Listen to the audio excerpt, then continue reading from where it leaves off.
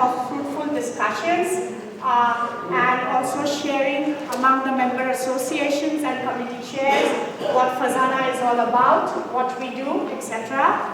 And we have an excellent program for you this evening. Homi will introduce Homi Kapadia, the principal with Deloitte, who's going to speak on innovation. And I'm sure there are lots of you here who have come specially to hear Homi speak.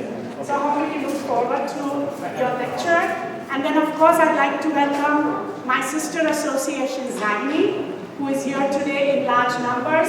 Thank you, Astad, for bringing all of your friends and members over. Edel Davar for organizing this WZCC New York event. WZCC stands for World Zoroastrian Chapter of Commerce. And we are very happy to see them here also participate. And I guess let's get started. So I'll hand it over to Homi to introduce the speaker for the evening.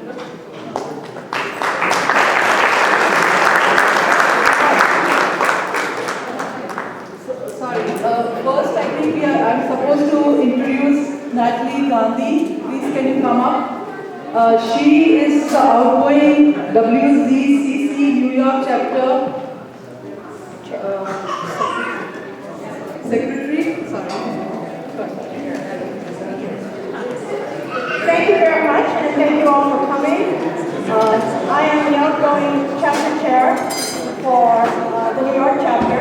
And just to say a few words about, we've done this event in conjunction with ZAPANJ and ZAGNY and the FEZANA AGM. Everyone, all these organizations have worked together in a very helpful way for a very good event this evening. Just to say a few words about our chapter, we've been active since the beginning of 2000. We do marvelous events, a number of events every year. We have very phenomenal speakers, panel discussions, workshops, all kinds of things, and we always have room for more people to become involved.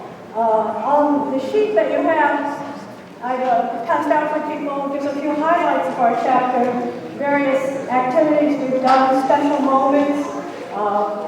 We've had a really terrific team of people working in our chapter together all of this time. So we've gotten to know each other, we really enjoyed one another, and so forth. And one of the best things about being chapter chair is that you get to recruit the next leadership for the chapter.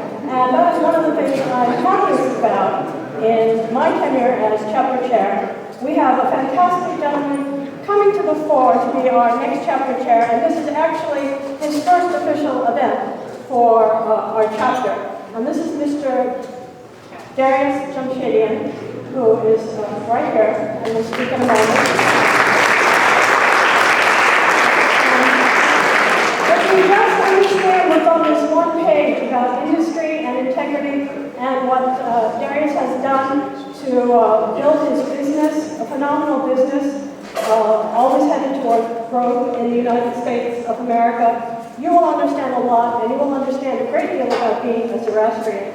That's what has me so enthused about having this gentleman step into the fore to lead our chapter. He's always taken his being a Zoroastrian to heart, and he attributes much of his success to his being a Zoroastrian. So, like I say at the bottom here, a willing heart and a good mind.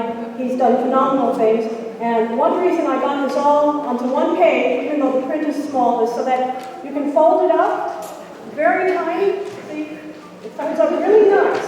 There's one page, you can keep folding it, and then you know what? You can put it like in your wallet, you can stick it like in your underwear somewhere. You can put it with your iPad or with your cell phone. And if anyone asks you, what's WZCC in New York all about? What's going on? What are you Zoroastrians? What are you all about? You can say industry and integrity, and this is the kind of thing we do. And you can pull this out, and if you read any of the things on this sheet, you can explain a great deal about our religion and about who we are. And just understanding this gentleman's biodata there, as it's listed, it's phenomenal. So I'm very excited, and I'm thrilled that we have a new leader for our chapter.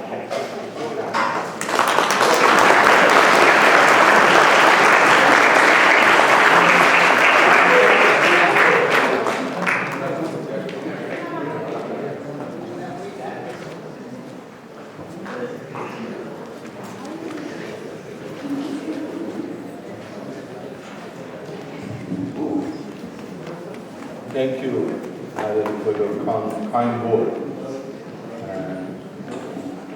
Why me? So a lot of people here and in our community that doing a great job and following our Zoroastrian way. And that's what we are. And these are the individuals, the individuals that hard working and a lot of success, and you have been sharing with your community. And we haven't been thinking that the bottom line is profit, not a take home. No.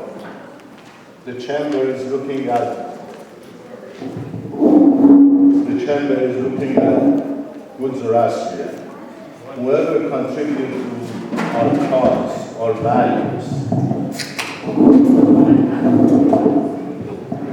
our researcher, or a sportsman, or soccer player, or coaches, that's what we need. Any help our cause. And what is your support? Good thought, good words, good deeds. And we have been doing that. That's what we are. And I'm proud of you to be part of it. Thank you.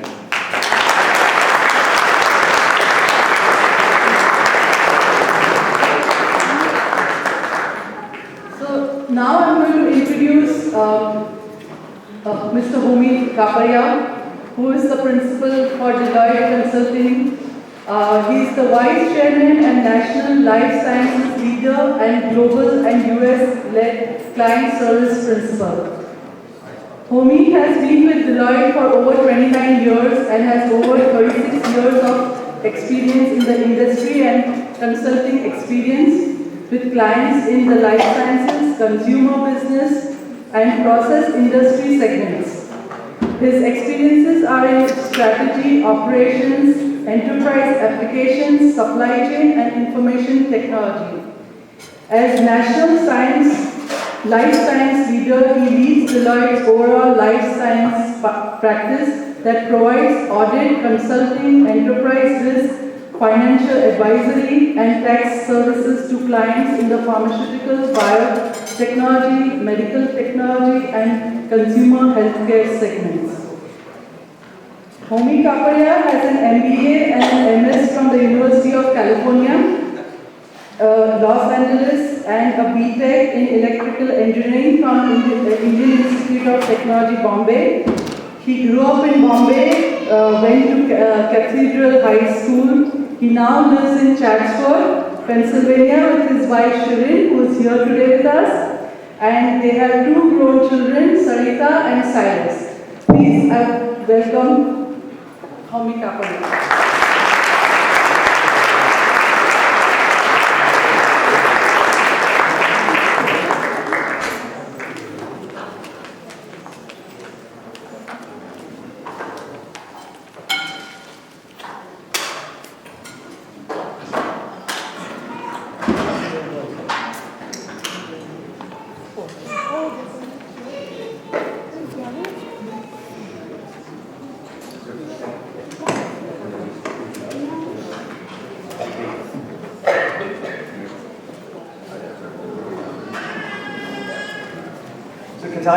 Thank you, and really appreciate the warm welcome and the opportunity to share a few thoughts with you on a topic that's really very important to us. My wife, Shereen, and I, again, I feel very privileged to be addressing you today.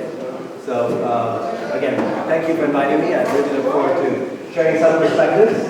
Let me know if you can't hear me, and I'll try and get closer to the mic, so this sort of keeps me captive to the podium. I'd like to move around, but so let me just start with just a little story about a CEO from a corporation that frankly wasn't doing very well, and the board had asked him to leave. So he'd pretty much been fired, and on his way out, as he was cleaning up his desk, his replacement CEO, the one that was going to succeed him, walks in, and he says, "Wow, you must have had a really tough time And the departing CEO says yes, and the new CEO says, do you have any words of wisdom for me? Any thoughts and perspectives? He pointed to the top drawer of the desk that he was sitting in, and he said there are 3 envelopes in there. And open them in sequence, as you see fit, and that's my advice and counsel. And he takes off. So the new CEO's in the role, and 6 months go by, nothing seems to be going well. So he says, you know what, it's time to open the first envelope. So he opens the first envelope, and the first envelope says, basically, clean house. Change all of your systems and procedures. Push the power of innovation. So what he does is, he basically starts to create a few ideas and a few suggestions around innovation.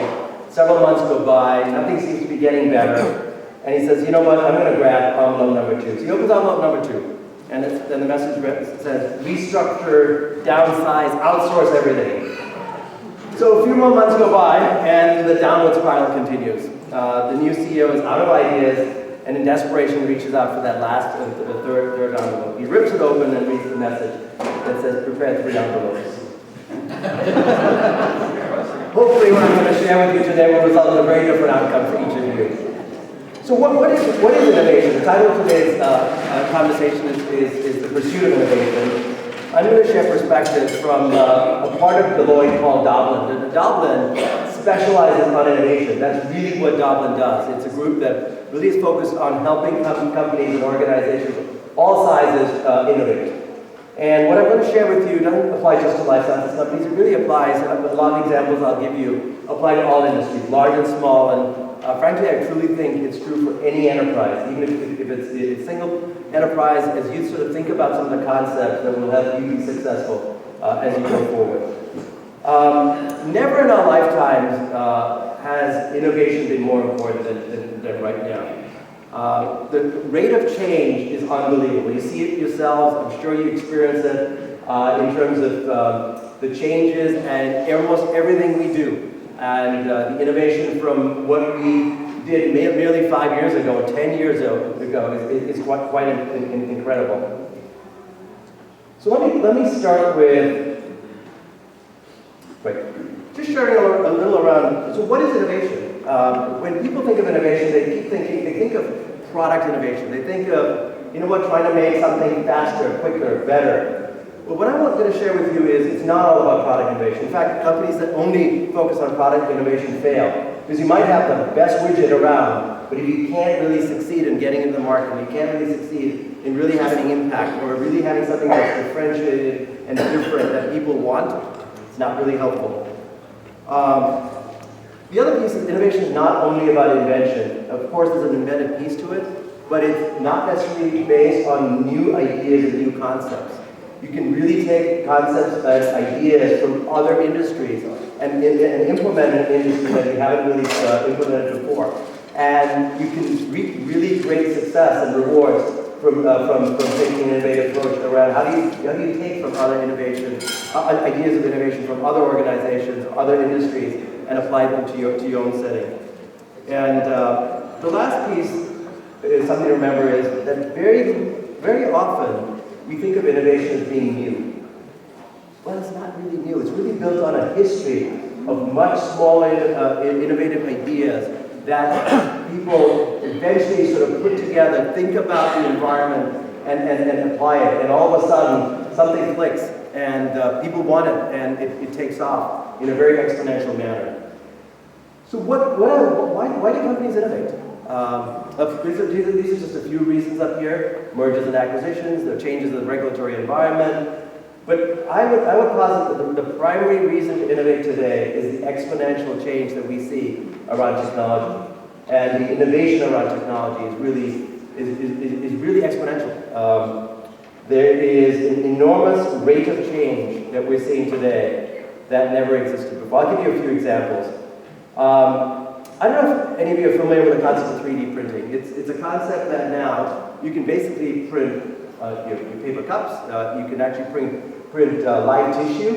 NASA's using it to think about how they would basically take and print devices, products in space. And it's really a new technology. If you look back just a mere 8 years ago, for what an object would have cost to print, which is about $40,000, today it would cost you less than $100. You can buy a 3D printer today for less than $1,000. That's a 400 times cost reduction in in about 7 years. Same thing on robots. You see robotics everywhere today now. Most large manufacturers use it. What would have cost $500,000, you can get a robotic usage in the value from a robot about $20,000. Again, a 23-fold increase in value. Sensors, all of you that drive cars with these little sensors that warn you, used to cost $20,000 for one of those just 7 years ago. Today, you can buy, it basically costs probably less than $80, probably $50 or $60 for each one of those sensors. And then DNA sequencing, you read a lot about it these days. It used to cost well over $10 million. You can get your DNA sequence for well under $1,000 now. So these are just some basic trends that you see. Again, trends are exponential. I'll use the digital camera. All of us have smartphones now. All of them have digital cameras on them. Well, in 1975 was when the first digital camera was invented. And it was really 8 pounds. Who knows how much it cost? Our estimate is well over $10,000. It was probably a lot more. And it was developed by a guy by the name of Steve Sasson in 1975. And he worked for Kodak. And if you remember Kodak, the film company, doesn't exist anymore, basically didn't have much use for it because everything about Kodak at that point in time was about film. And if it wasn't film, it wasn't of interest. But they did bring a product to market. They did bring a product to market in 1991. And it was a 1.3 megapixel camera. Again, the one in 1975 was basically 10,000 pixels. Just to give you a sense. The camera in 1991 cost about $20,000 to $25,000. They sold less than 1,000 units. So needless to say, it wasn't seen as successful by Kodak, and Kodak pretty much exited the market, gave it up, yielded it to others. And if you look at what we have today in terms of every one of our smartphones, we have basically a digital camera that costs less than $20 today in every one of our smartphones. So again, a huge, and 8 megapixels is actually really low. You can get cameras today that are 40 and 50 megapixels, and the trend continues. So again, change is not linear. Change in our world is exponential, and by that I mean it doubles. Some of you may have heard of Moore's Law. Moore's Law was one that was basically in, I think it was 1965, when Moore, who was the founder of Intel and Fairchild. And at that point in time, remember there were transistors on circuit boards.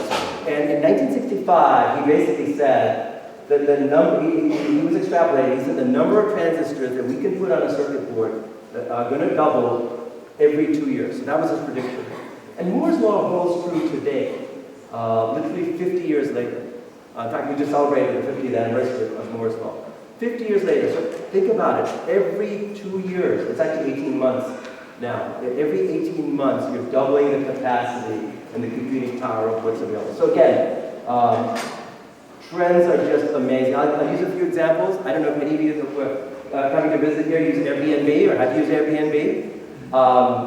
8 years ago, it didn't exist. And again, for those of you that aren't, it's sharing a house. You can literally put your house up to share. And starting in 2007, when Airbnb didn't exist at all, today they are the largest, by far, the largest reservation system for rooms globally. They just announced one in Cuba. I mean, think about it. They just opened up in Cuba. They are in every country right now. And 2 years ago, they were 5 million. Today, they're about 15 million. Again, 15 million rooms being booked every year. Clearly an exponential trend. Lots of other examples. Uber, some of you use Uber, UberX. Those are all companies that started really small and grew very, very fast. Facebook, there's lots of examples again. So how do we really keep up with this change? What do companies do? What should they be doing? Innovation is a buzzword. Everyone uses it, but it means many, many different things. So oftentimes you'll hear the CEO basically say, you know what, why don't you come on over, train our people in innovation. Just train them, you know, surely you can do that. Or let's just focus on the next new product. How do we take what we have today and make it nicer, make it smarter, really make it better? Now, I know how many have some of those fancy chairs that you buy that come with an instruction manual. Can you think about it? A chair with an instruction manual? Who would have thought of it? So these are clearly products that have overshot a lot of ways. So they've been innovative, but they're not widely successful. There's nothing much that differentiates them. Yes, they have the fabulous, great features, but it's just the product that's been enhanced. Or let's crowdsource an idea with no concept of, okay, so what do we do with it? We have these great ideas. How do we actually implement them? How do we actually make money out of them? How do we actually commercialize them, getting into market? Oh, here's a great one. Let's hire a chief innovation officer. Let's make sure he comes from Apple. That way it will be guaranteed success. Well, guess what? That is not a guarantee of success. So what I'm going to basically propose is that organizations that want to be successful really need to make a commitment. They need to be very explicit about why they want to focus on innovation. And they need to make sure that a lot of things that I'll talk about are aligned to what we call future-proof yourself. Future-proof yourself against being disrupted by other organizations or other competitors, or in some cases, someone you don't even think of as a traditional competitor, suddenly showing up and totally disrupting the business model that you have today. Second, and I've said it a couple of times, I'll say it again, it's well beyond just product innovation. It really takes a lot more than just that. And then don't be fooled by just the importance of creativity. It's not just about creativity. Creativity is important, but it's really, again, building an ecosystem that assures you success. So companies that future-proof their organization really look at the businesses that they're in. So I'll start by defining what these is. The one on the very left, it's easy to understand, it's what we call core. It's what you're really good at. What companies have, in a lot of ways, optimized. They've really got very, very good at doing what they do and making good money for what they do in that business. And that's great. And you want to keep it going because, again, that pays the bills. But a lot of companies that are looking to future-proof their business start looking at adjacencies. So what are adjacencies? Adjacencies are businesses that are similar to what you're doing, but basically allow you to use, in a lot of ways, the infrastructure that you have in place already, but expand from what you're doing. So if you're selling shirts, maybe you can sell other parts of your wardrobe. If you're selling caffeinated drinks, maybe you can think about other kind of drinks that you might sell. Starbucks is a great example where basically they start out with basic coffee. Well, think about what you have today. You have frappuccinos and all kinds of different related products. So those are what we call the adjacencies. And then there's transformational change or transformational innovation. And that's really what we want to focus on because in a lot of ways, that's what's going to make sure that you're not disruptive. What we would recommend is that absolutely you want to keep the bulk of your business on the core.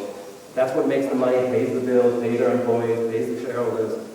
But you want to start looking at a certain part of your business that's adjacent. Start looking at things, how can you maximize, how can you take a look at what you're doing today and find things that are related to what you're doing from an adjacency standpoint. And then the last is keep a small part of your business focused on what could be transformational. Now, that comes with two things. And what I'm showing here is really the return on investment. So the core is usually the biggest. It's probably got the least margin because, again, you're starting to see competitors, you're starting to see product, maybe patents that are expiring, limitations, competitive competition from overseas. So the core typically is the biggest, but it's, from a margin standpoint, it's typically the smallest. Your adjacencies are, again, being creative, trying to get the most out of the existing infrastructure. The margins are better. But the transformational is really where your big bet is. These are the high margin opportunities, high risk too, but high margin opportunities that really allow you to really support and make sure that you're setting yourself up for success going forward.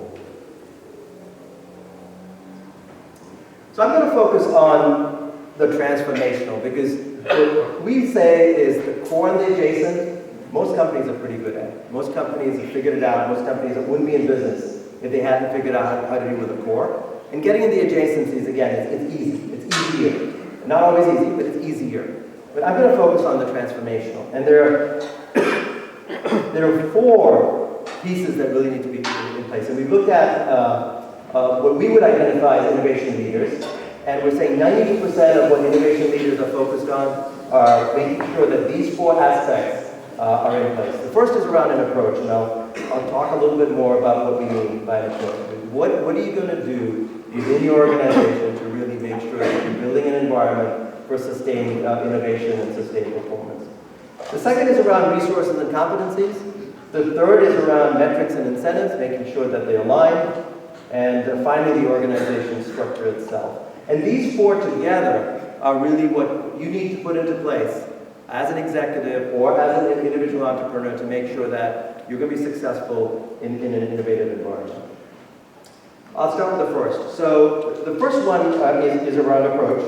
The Mayo Clinic is a classic example. The Mayo Clinic has set up a center for innovation, the first in the healthcare provider business, and really created in 2008 and been incredibly innovative in terms of looking at ability to provide alternative care, looking at alternative therapies, looking at alternative mechanisms to deal with what in the traditional healthcare environment, that could be surgical procedures that are replaced by alternative diagnostic procedures. And the Mayo Clinic has really been well recognized externally as an organization that has developed an approach for innovation. So they absolutely have their internal R&D labs. They will continue to enhance and look at research and development internally. But about 50% of their ideas come from outside their traditional R&D organization. So if you think about it, they're empowering their employees and they're looking for ideas from all of us, frankly, on how to improve the product that they bring to market. Again, a classic example of an organization that's really figured out an approach.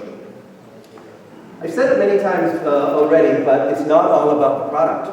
And if you look at what we have here, which is, we call it the 10 types of innovation. And actually, if anyone would be interested, Google 10 types of innovation. One of my partners has written a book on 10 types of innovation. And it's really looking at different aspects of what makes companies successful. So the first one is a profit model. Innovate around how you're going to make money. The second one is network. What are the things that connect you? Airbnb wouldn't be successful without a really, really broad network. Facebook would be successful without a network. The structure. What is the organization structure that you put in place to really be effective? How can you be innovative around the structure?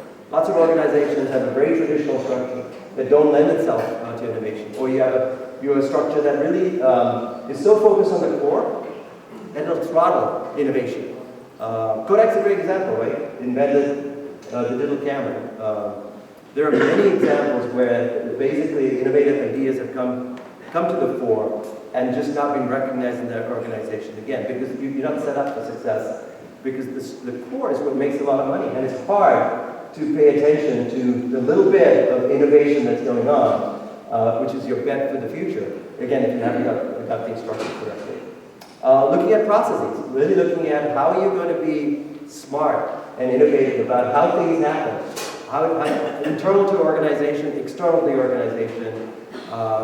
Walmart is a great example of a company that is solely processes that they're able to bring us products at an unbelievably low price.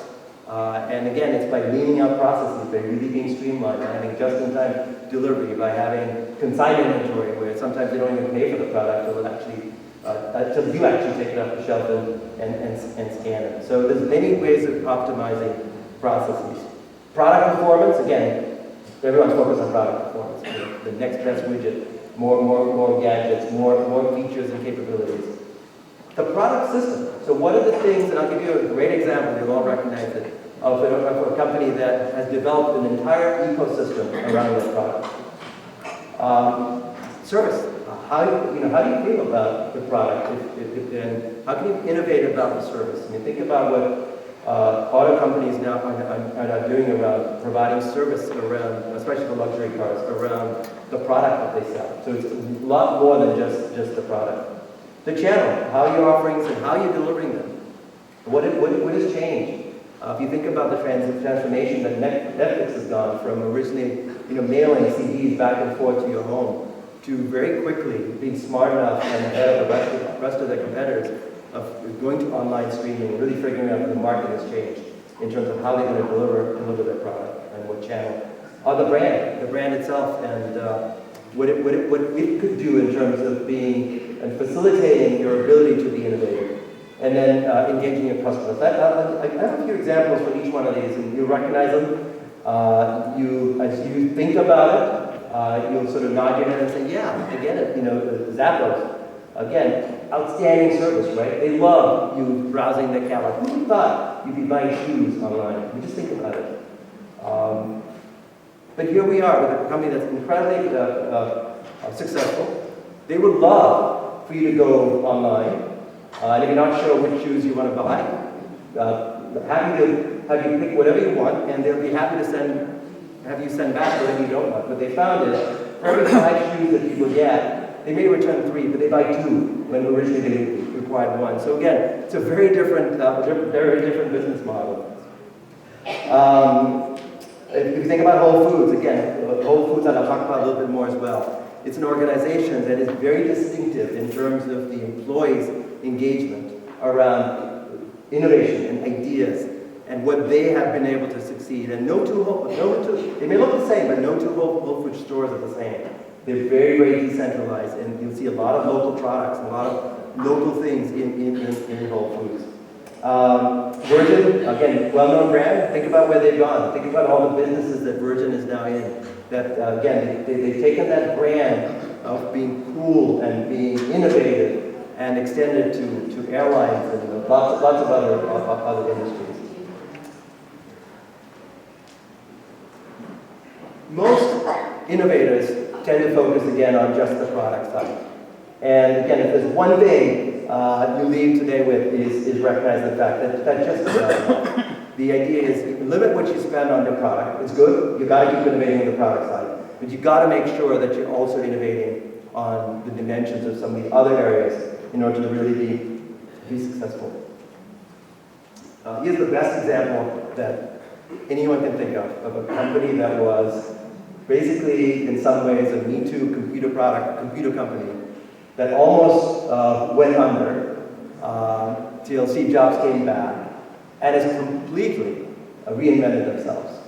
And what they have developed is really a family of products and an entire ecosystem that is based off, obviously, their product, but lots of third parties. I mean, they have the most apps of any phone, any smartphone environment.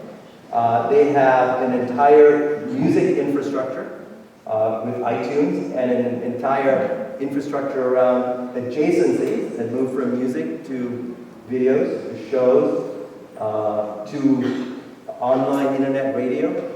And again, all of that within the ecosystem. And then obviously now we have the iWatch that just came out last Friday, or 2 Fridays ago. And again, this is a company that has, if you really look at where they've innovated, I know this only shows 8. I really think it's all 10. I genuinely think they have innovated around every one. How they make money, the network that they've built, the structure, the processes that they've got in place in terms of responsiveness. Obviously, product performance has been unbelievably innovative. The system itself, service. I mean, how many of you have broken a phone and gone to them and no questions asked and here's your replacement? The channel, online, Apple stores, I mean, just the whole experience is, and which is really the last one, customer engagement, and then the brand is probably one of the richest brand with the highest capital value today. So again, great example. I wish all of us had Apples in the businesses that we're in, but it's something to think about in terms of what they have done around innovating along a multiple number of dimensions. There's lots of companies that have had products. Sony's a great example. Sony had phenomenal products. You remember the Walkmans? And they were ahead of their time in a lot of ways. But they missed a lot of the others. They missed the cool factor. They missed the Apple Store factor. They missed having an entire ecosystem environment. And they're almost out of the music business now. You saw the announcement that they most recently made. Out of the entertainment business. And they're starting to make parts for Apple. So think about the transition that they've gone through from the leader that they were. You remember I talked about the different kinds of innovation from transformational to adjacent to the core. You can continue with core innovation with just one type. So you can continue to innovate fairly easily in the core with just one type. But as you get to adjacencies, you need to start thinking about, okay, so as you look at what those adjacencies might be, you're going to have to innovate around something else beyond the product. Because, again, it's an adjacency. It might be how you serve the client or the customer. It might be how you distribute it, what the network is. But so what we're saying is for adjacent innovations, you might be, a couple, you might be 2 or 3. The example here is the Starbucks Frappuccino. Again, once you have a coffee store with baristas and everything in place, it's relatively easy. Yeah, you need to change your supply chain. You need to have other products in there.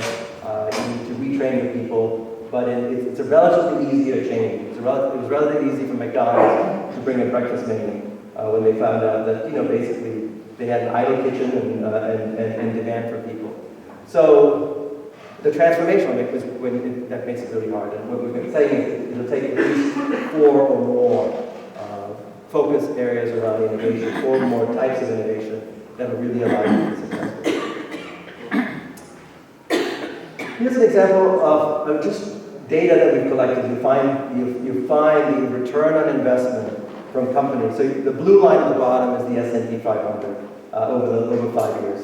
And again, this is historical. It's hard to look at history now. It's hard to look at sort of success today. So what we've looked at is a 5-year period from 2007 through 2012.